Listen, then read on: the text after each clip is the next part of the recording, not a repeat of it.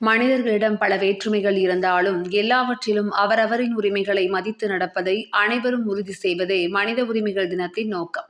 கோவையில் நடைபெற்ற மனித உரிமைகள் தின விழாவில் கலந்து கொண்ட தமிழக சிறுபான்மை ஆணைய உறுப்பினர் முகமது ரஃபி பேச்சு. HROCS எனும் மனித உரிமை கழகம் நாடு முழுவதும் உள்ள 28 மாநிலங்களில் உள்ள ஏழை எளிய மக்களின் உரிமைக்காக குரல் கொடுக்கவும், பொருளாதாரத்தில் பின்னடைந்த ஏழை எளிய மக்களுக்கு பல்வேறு உதவிகளையும் செய்து வருகின்றனர்.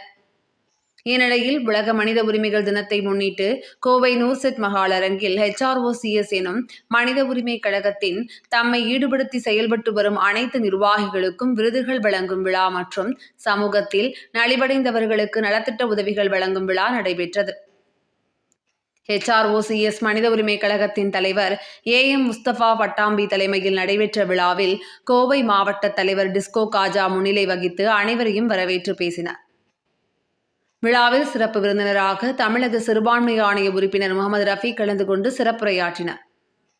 அப்போது பேசிய அவர், உலகில் உள்ள அனைத்து மக்களின் உரிமையை பாதுகாப்பதை வலியுறுத்தி மனித உரிமைகள் தினம் அனுசரிக்கப்படுவதாக தெரிவித்த அவர், அனைத்து தரப்பினருக்கும் வேற்றுமைகள் இன்றி சம உரிமை வழங்குவதே மனித உரிமைகளின் முக்கிய நோக்கம் என கூறினார்.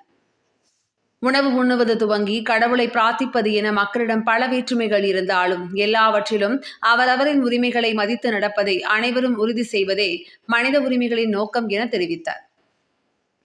தொடர்ந்து நடைபெற்ற நலத்திட்ட உதவிகள் வழங்கும் விழாவில் ஏழை எளிய குடும்பத்தினருக்கு அரிசி, மளிகை பொருட்கள், புத்தாடைகள் உள்ளிட்ட பொருட்கள் வழங்கப்பட்டன.